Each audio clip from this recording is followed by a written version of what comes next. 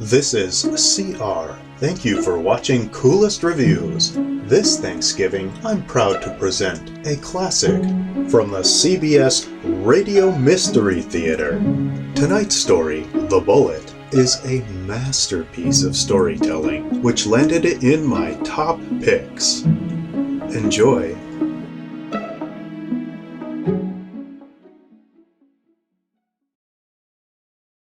The Bullet was written especially for the CBS Radio Mystery Theater by Sam Dan and stars Larry Haynes.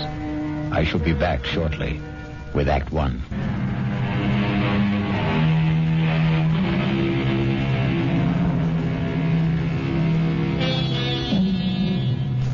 It's a quiet little bar, Paddy Noonan's, and Jerry Price stops there every evening on his way home from work. He's not looking for anything special in the way of atmosphere, adventure, companionship, and he has no intention of getting drunk.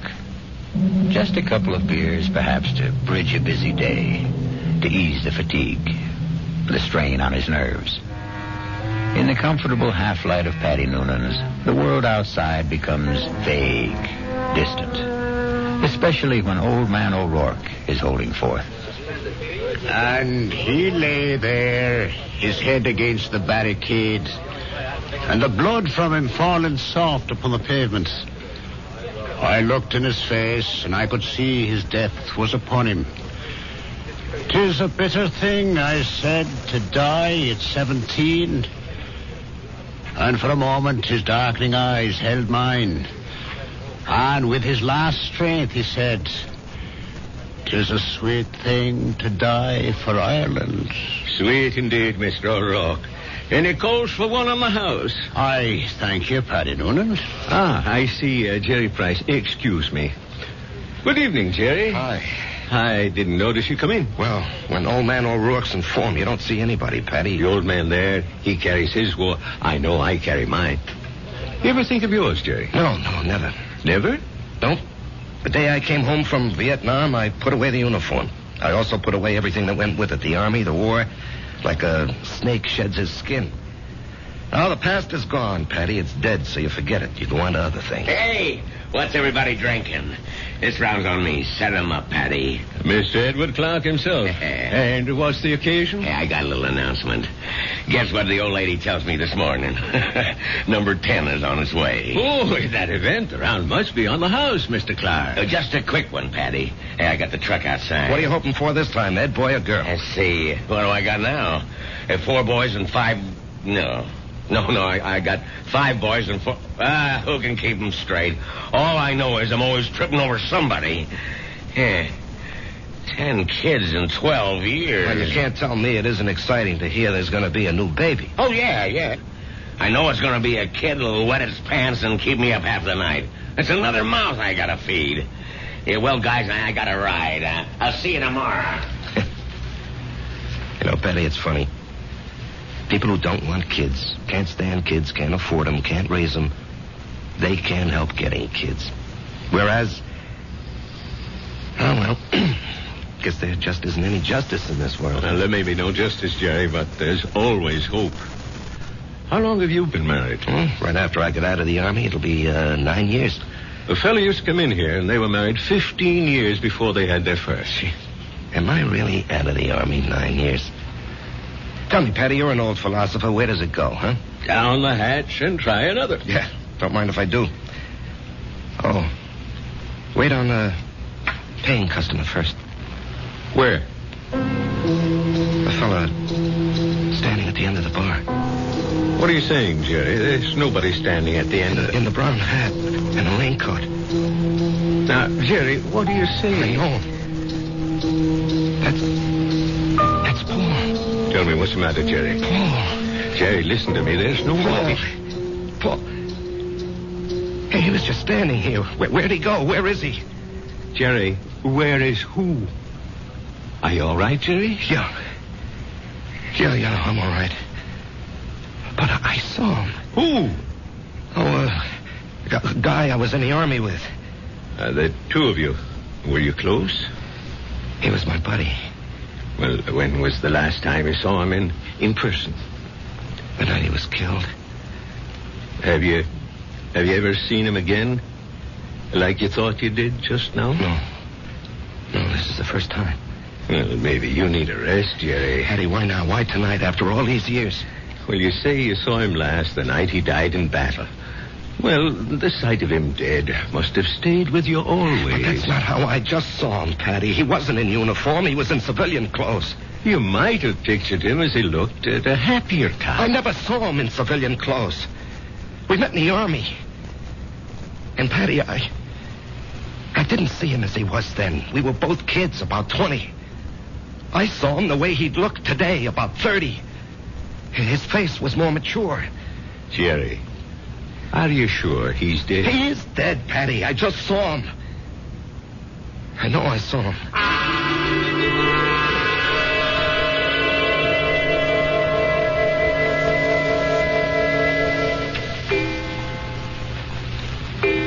Jerry, it's after midnight. Oh, I'm not finished, honey. I got to clean up these reports, Marge. Honey, a new rule has just been passed in this house. All paperwork shall be done in the daytime. Marge, I have to call on customers. Be reasonable, huh? Am I the kind of wife who makes idle criticism? No, indeed. Constructive suggestions, that's my motto. Northeast Distributors can solve all your paperwork problems by hiring a girl. Honey, I'm lucky to have the job. No, Jerry. You're not lucky. They're lucky. Well, everybody knows you're a terrific salesman. Well, you could get another job tomorrow. More money, less headache. Honey, I couldn't walk out on Joe Keller. Why not? Well, I'll never forget what that man did for me. I came home from the Army, a kid with no experience. I needed a job. He took a chance with me. Now he needs me. Oh. Well, I'm just worried about you, Jerry. You look so tired all the time. No, I'm in great shape. Will you go see Doc Steiner? I did, today. Oh, well, it's about time. You needed a checkup. Well, I didn't just go for the checkup, honey. I went for the other thing. Oh, Jerry. Well, he said some people, men, well, they're okay in every way, but it just doesn't work out for them. Jerry, it's all right. No, honey. It's all my fault. Oh, honey. It's just unlikely there can never be any kids. He said unlikely. What he meant was impossible. We've got each other. Yeah. If only you didn't want a child so badly. Now we'll definitely think about adopting. Okay? Yeah, okay. Sometimes that works out even better. Come on, honey. Let me see you smile. Marge, I don't know what I'd do without you. Oh, that makes us even. I don't know what I'd do without you. Come on, get to bed. Yeah, I'll just have a cigarette, huh? Honey, why'd you turn on the music? To make sure you don't try to sneak in some work. I know you can't concentrate with the music going. I'll just be a couple of minutes, honey.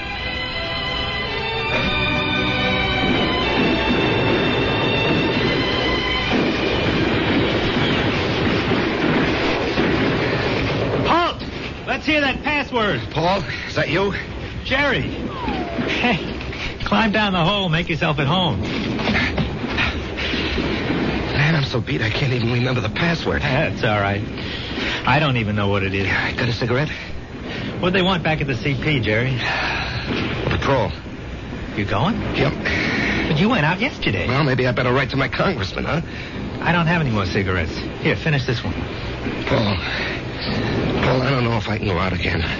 We're being relieved tomorrow. We were promised a rest. I just don't know if I can go out again. But you ain't going out, Jerry. Didn't you hear? I'm going. Oh, no. I'll say you and I made a trade. No, Paul, I can't let some other guy but do... I'm not some other guy. I'm your buddy. What's the matter, Jerry? You never did it for me.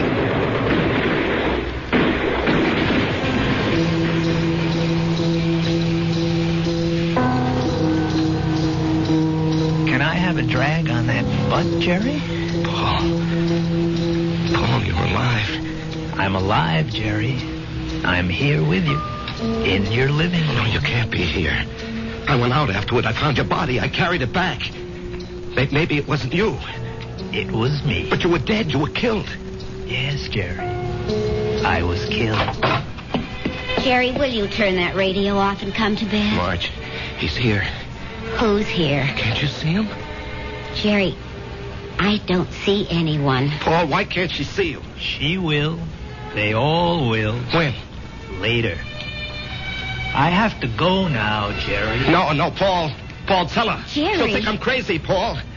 Paul. He's gone, Marge. He's gone. Jerry, honey, what's going on here? Marge, he was here. He was right here. Now, you got to believe that. I'm not drunk, and I'm not crazy. I believe you. I believe you, Jerry. Now, here, just sit down. Don't do anything. Don't say anything.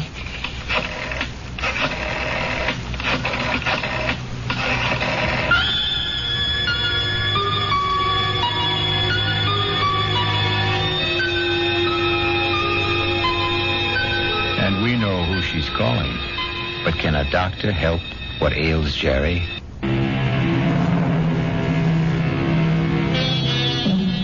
And now, Act 2 of The Bullet. Let us trace the path of the bullet. We have a worried Marge, a concerned Dr. Steiner, and a distracted Jerry. Tell me about this man, Paul, you called him Jerry. I said we were buddies, Doctor. That tells it all. Jerry, please don't be so hostile. Dr. Steiner's only trying to help. You were buddies. You came back alive and he didn't. Yo. There's an extensive medical literature on the subject. Oh, I'm sure there is. Jerry. I'm not being hostile, Marge. I know I saw him. Of course you saw him. Well, finally. But that doesn't mean he was there. You see, Jerry, the death of a wartime comrade remains an eternal reproach. All who survive are sentenced forever to feelings of guilt. No. Doctor, the wars are fought by kids in foxholes. The literature is written by doctors in offices. That's hardly fair, Jerry. I'm the authority on war, Doctor, because I was a kid in a foxhole, and I don't feel guilty about my buddy. You don't? No. Tell me why. Oh, you wouldn't believe it. Try me. All right. You see, there's a bullet, and it's designed especially for you. And if it's your bullet, it'll find you no matter where you are. You can't evade it, you can't avoid it. It was meant for you. It was meant to be. You and the bullet. Both of you were dust, originally. You were dust because the Bible says so. And the bullet was also just dust in the ground. Well, that bullet was mined and refined and cast into metal. It was shaped into a slug and joined with a shell. It was one of billions of bullets, but it was yours, all yours. And at the right time, there'd be a tremendous explosion of gases in a narrow chamber. And the bullet would be torn loose from the shell case and spun around the grooves of a gun barrel and hurled through space. This is the bullet you don't hear. You don't hear it, Doctor. You don't hear it whine past your ear or ping off a rock or thwack against a tree. That's because it's your very own bullet. It's coming to meet you, or you're going to meet it. It's been arranged. You see? It's an appointment that can never be broken. The dust that had become the bullet would encounter the dust that had become you. And after a while, both of you would become dust once again and return to the ground. Your original home. Jerry, I know you're overworked, you're overwrought, you're overtired. I keep telling him to slow down. Okay. I know I'm under a strain. I know I'm working too hard, but what can I do? Jerry, try to understand. Right now, you're having what is popularly known as a nervous breakdown. This alleged visitor from another world. I say he's an illusion. I say you have subconscious feelings about him which you're not aware of. And I say they burst through because of heavy pressure on your nervous system. Yeah, I knew you'd say that. Prove me wrong. How? Go away. Get out from under. Rest a while. Relax.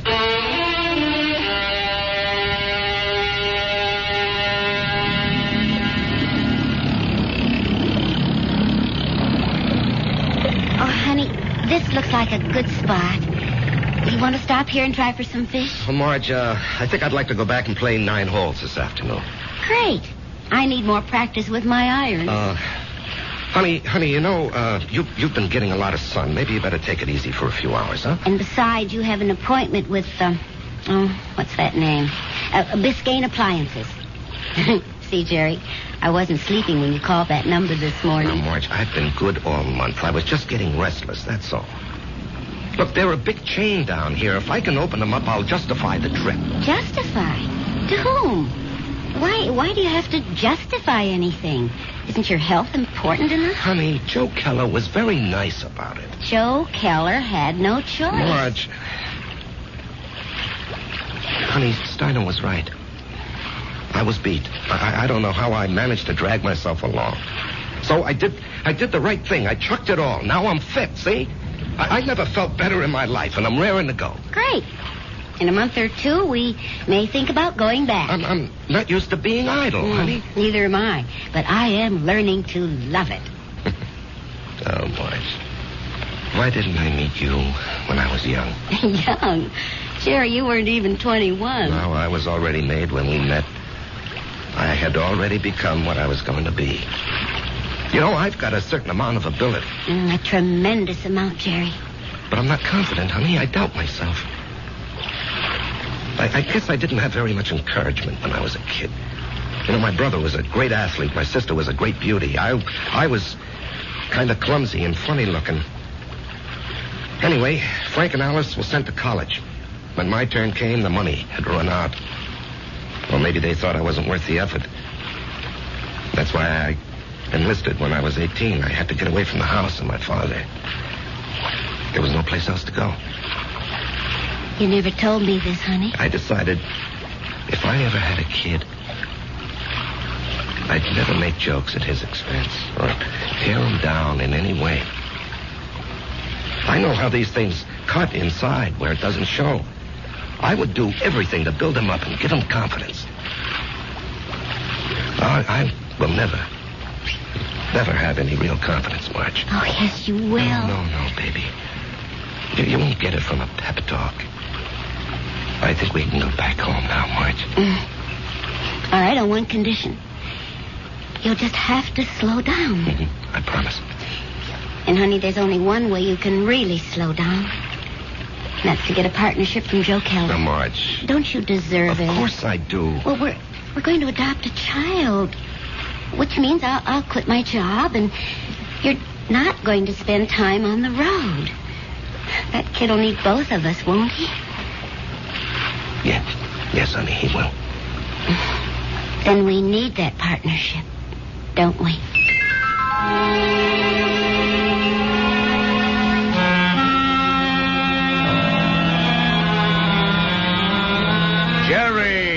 Jerry, baby. You look like $1 million. Less 2% for cash, of course. Yeah, Joe. Hold it. Ramona, no calls. I'm in a meeting. I can't be disturbed. Well, anyhow, Joe, hello. I want you to take it easy for a while, you hear? Yeah, I'm ready for action, Joe. Oh, you think you're ready. Now, listen. I know you had a lot of expenses. I want you to take this little check. It's only $500. I'm strapped for cash this week. I had to pop for a whole new computer setup. But anyway, I decided to increase your bonus to 5%. That'll amount to a pretty sweet raise, huh? Now, Joe... Don't thank me, kid. You're entitled to it. We got to make sure you don't get sick again. Joe, I have to talk with you. Well, sure, kid. What about? Well, it's personal and important. Well, let me buy you lunch.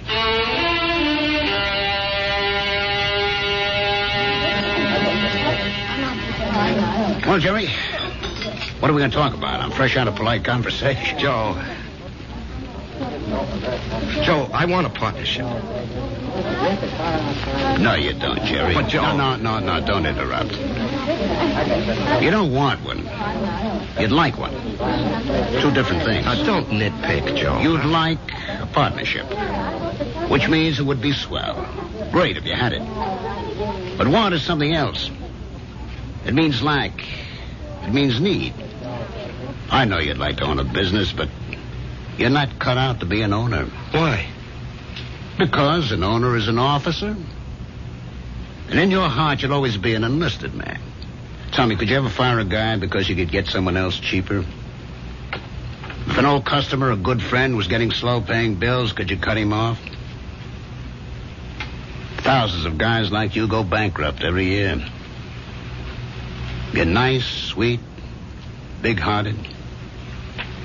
But you don't have the guts business needs. Well, I'd like to remind you of the volume I sell. I know it to the penny, Jerry, and you're well paid for it. Well, I'm worth more now. You are.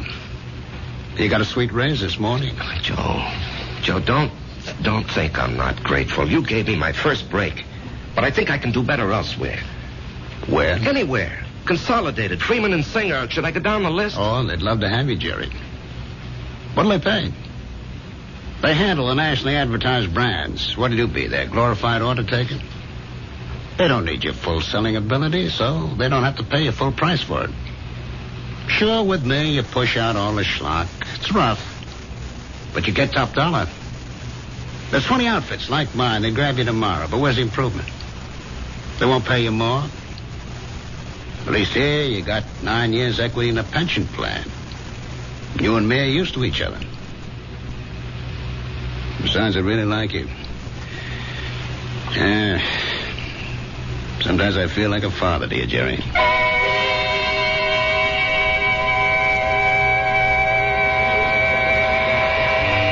was a fiasco, Patty, a fiasco. And how do I break it to March? Oh, what's it all about, Jerry? Well, at least I don't have to put up with Ed Clark tonight. I think I'd punch him right in the mouth. We'll be deprived of his wonderful company the next 2 weeks. He's tooling that trailer into the southwest. Hello, Jerry. What? Patty, is someone standing behind me? No, Jerry. Paul, will you tell me why? I'll tell you everything, Jerry. When? Soon. I think maybe tonight. Paul, why do you keep popping in like this? I don't know, buddy. I can't control that. Yeah, but Paul. Patty, don't you see anyone? No, Jerry. You didn't hear anyone talking to me either. No. Patty, do you think I'm crazy? Well, maybe you should see a doctor. I saw a doctor. Well, how about one of them psychiatrist fellas? I never even told my wife. I did see a psychiatrist. But after a while, I figured why pay him $50 an hour when I can come in here and talk to you for nothing? Well, there must be more to them fellas than that. Oh, sure. He said that the roots of my problem go back to my unhappy childhood. But, Patty, I have a brother, Frank, who feels terribly insecure. He goes to a psychiatrist, too. Why? He had a happy childhood. Put it this way. If you see someone, and I don't, the flaw can be in me and not in you. Drink? No. I better go home and face the music.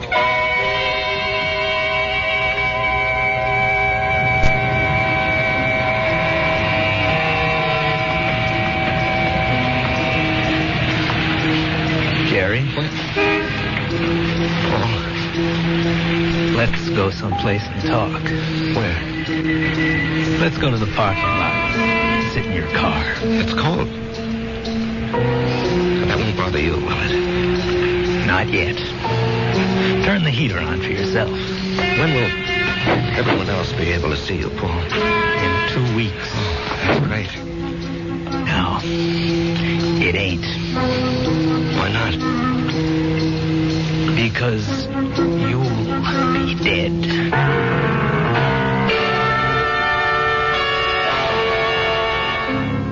Because you'll be dead. Cold words from a warm friend. The chill inside the car becomes intense. But Jerry knows there's no point in turning on the heater. We'll rejoin these two friends when I...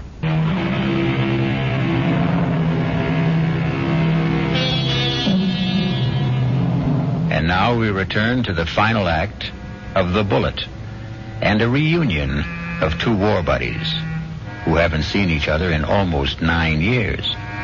Jerry Price, who is alive, and Paul Gardner, who is dead. The heater in this car doesn't do much good. You're shivering. Why am I going to be dead, Paul? Remember the night I went out on the patrol? Yeah, I'll remember that night as long as I live. I completed my job. I was headed back. And then I felt something smash against my head. And I knew I just met the bullet. You know, the bullet we used to talk about? I bet you don't remember. No, I remember. I felt it slam into me. And then I didn't know anything anymore. Yeah, well, when the guys told me, I went out to get you, Paul. Yeah, I might have known you would. 1 minute, I was moving through a rice paddy. And the next minute, I'm sitting in an office. And I knew a lot of time had gone by. Don't ask me how. I knew, that's all. A man was talking to me. What kind of man? You know the type that's a clerk in the government or a big corporation, fussy, self-important. Everything's got to be in the right place. He doesn't even look at me. He's got a piece of paper. He says, Paul Gardner, you're going back. You should not have died that night. The computation was for you to survive. The plan was for you to marry a girl named Marjorie Stone. I married Marjorie Stone. Yeah. I told the guy, I want no part of it. And he gives me a look, this clerk does, like he couldn't care less about me or you or anybody else. And he says, come with me. He leads me to a door. It opens. And all I can hear is a hum and a clicking. And all I can see is a computer. I mean, there's no end to the thing. That's all you can see is computer. And he says, there it is, friend. City Hall. Go fight it. By this time, I'm shaking. That machine scared the pants off me. You couldn't see the top nor the bottom of it. There was no end to it, just a machine wherever the eye could see. Well, then what happened? This clerk, he tells me there's a plan. A capital P plan. It calls for me to come home. Not you. Yeah, well, maybe that's fair, Paul. You were always the better man. No. You got more on the ball.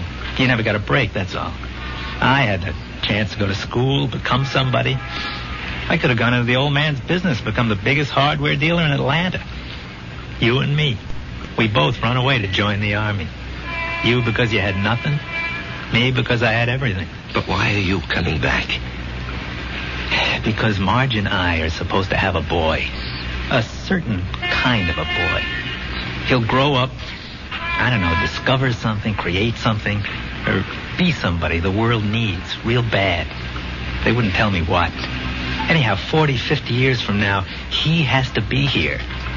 And of all the millions of men and women, he could only be born to me and Marge. When am I leaving? I told you. In 2 weeks. How? 9 o'clock at night. A trailer truck will go past Patty Noonan's saloon. Just as you're crossing the street. And why does it have to be like that? Because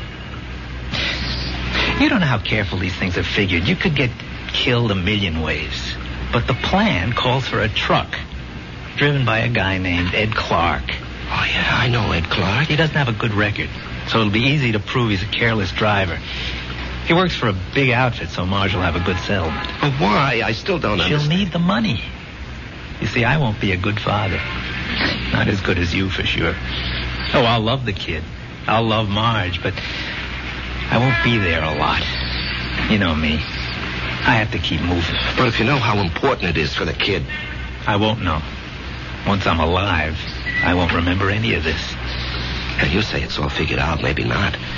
The human element. How can the machine predict Marge would go for you, huh?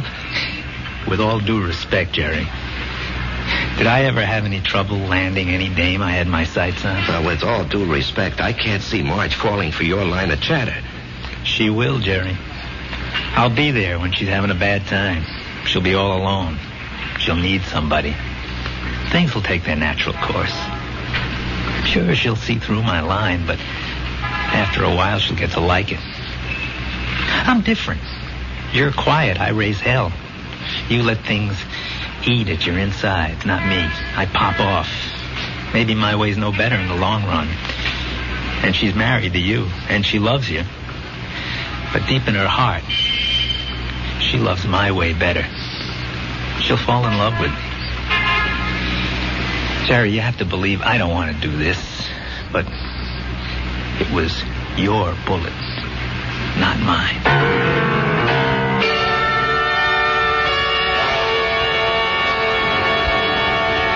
Jerry? you thinking about? Oh, a guy downstate wants to cancel a carload of refrigerators, so I'm figuring an approach. Didn't we agree we'll work at home? Yeah, well, honey, this is just thinking. Did you talk to Joe Keller about the partnership? Yeah. And? He said no. Did you give him notice? No, he gave me a raise. Oh. Okay. Marge.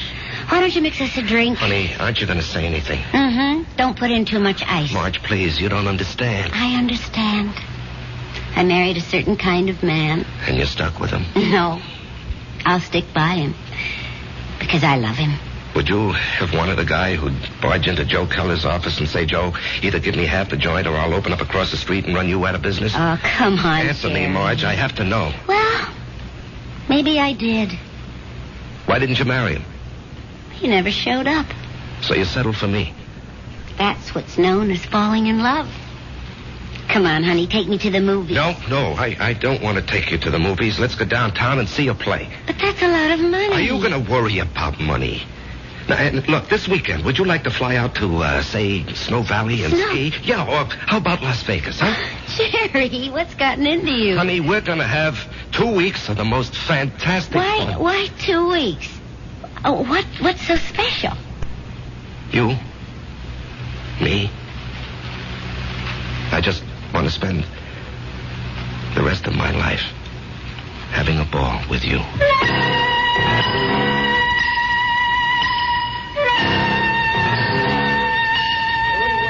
Well, hello, stranger. Hi, Patty. Haven't seen you. Why, it must be weeks. Where have you been? Giving Marge a good time. Well, I must say, it's done wonders for you. You look so calm. Do I? Do you ever see the little guy who wasn't there? No. Well, that's good. Let's drink to it. Jerry, if I'm not being forward, what did he want from you? You wouldn't believe it, Patty. Do you believe it? Well, I just dropped in to say hello, Patty, and goodbye. Jerry. Yup. Something's the matter with you. Well, I understand Ed Clark is due back here tonight. I don't want to run into him. I just don't want to talk to him. Well, if that's how you feel, I'll buy him from the joint. Now, Jerry, something's wrong with you. No, nothing, Patty. Now, look, I'm an old soldier, Jerry. I can tell. No, it's really nothing. Really, is it? No, Jerry, you got a look on your face. What kind of look? I've seen it before in the war.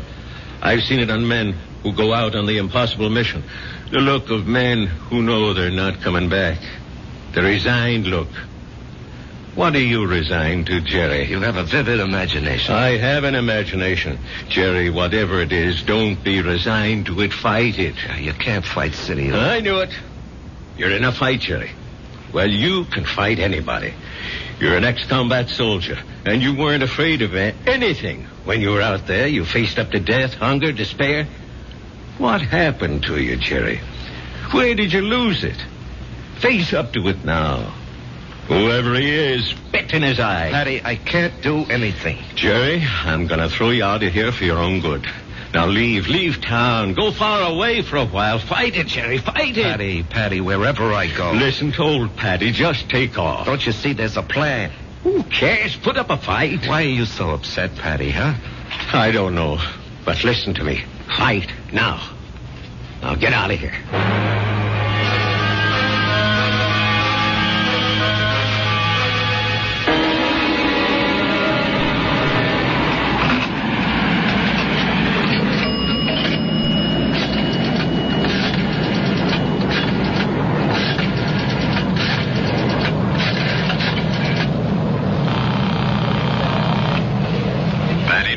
Patty, it's Jerry. I decided to fight it. Good boy, Jerry. You know, Patty, there's something about your place. I don't know how to say it, but I feel stronger, better, away from it. Well, I don't mind. So I'm going to fight. What have I got to lose, huh? Why should I do what he tells me? Why should I believe him? I don't know what it is, but I agree. I'll see you around, Patty. Universal Airlines, flight number 3 for Los Angeles and Mexico City, now boarding at gate 17. Who are you calling, Jerry? Marge, I have to tell him. Jerry. Don't do it this way. There'll be 100 other people on that plane. Do it the way it has to be done. Paul, I have to fight you. Why? Because it isn't fair. Was it fair for me to stop your bullet? Come on, Jerry. Ed Clark will be tooling by Patty's in less than an hour. Paul, I don't know if I have the nerve. I'll help you, buddy. I'll help you. Come on. Hello? Hello?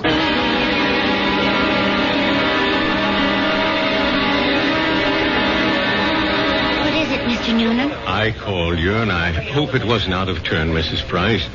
It's about Jerry. What about Jerry? He's sitting back there in a booth. Now, wait. Don't go to him yet. He's in trouble.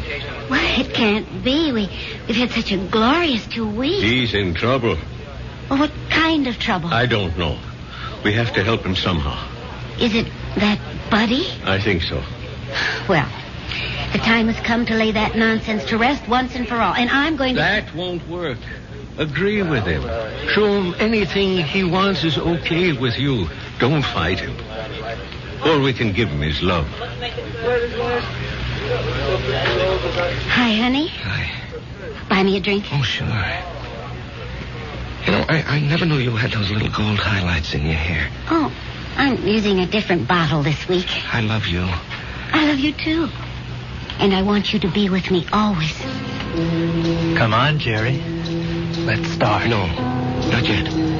Are you talking to me? The plan calls for it. How do I know there is a plan? Ask anybody. Ask Marge. Jerry, what are you talking about? Marge, do you believe there's a plan that determines the actions of everybody in the whole world? No. You sure? I'm sure. Well, then how do you think things work out? Well, every which way. Come on, Jerry. It's time. No, I won't go. Where won't you go? Then, Marge, as far as you're concerned, there isn't any plan. Oh, well, what do you think, Jerry? No, that's not important. What do you think? Well, yes. Yes, there is a plan. I can prove it. You can? Yes, but you started me thinking there has to be a plan. Otherwise, you and I, we just never would have met. Remember that day? Yeah. You were taking cash at Ryman's drugstore. That's the only reason I walked in there. Well, I'd already given notice. I was going to leave. And then you walked in and asked Doc if you could open a charge. Then and there, I decided to stay. And where? Where were you going? Oh, away. Pull up stakes. Why? Well, my folks were gone. My friends were married. The neighborhood had changed. The girl I went to school with had a father, a construction engineer. He'd been transferred. Well, she took a job in his new office, and she wrote and said she found a nice crowd. They needed secretaries down there. She could fix it up. Well, why not? I was set to go. But it was not to be. You came wandering into Ryman's. Obviously, there's a master plan that rules our lives. And where was this wonderful place you almost went to? Atlanta. Atlanta? Oh, what's so remarkable about that, Jerry? It was definite you were going? Well, sure. And only because you met me. Only because I met you. Otherwise, I'd have gone to Atlanta and married a southern millionaire. But evidently something had been planned for me. Aren't you flattered? I met you, and it changed my whole life. Are you ready to go now, Jerry? Marge, will you come with me? Yes, Jerry. Where do you want to go? Why, I have to do something. I'll come with you. No, wait here, darling, please. It's time, buddy. Just like going out on a patrol. Jerry, where are you going? That's all right, Patty. It's all right. I didn't want this, buddy. I know. I don't want you to take my bullet either. Goodbye, Jerry. Yeah, goodbye, Paul. Take care of her for me, huh? You know I will.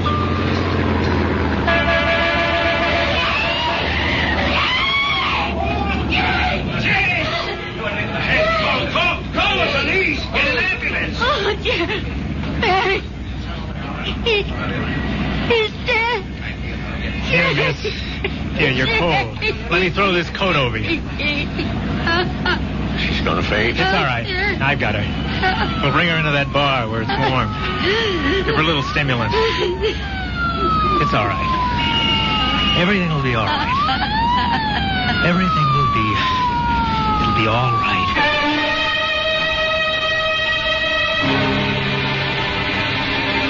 So many people preface what they believe with, "It is written." It is written in the stars. It is written on the wind. And for so many like Jerry, it is written on the bullet. I'll be back shortly.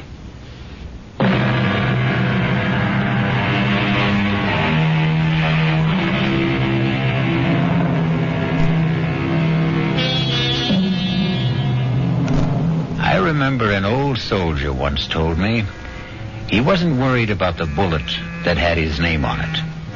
What really bothered him was the bullet marked, "To whom it may concern."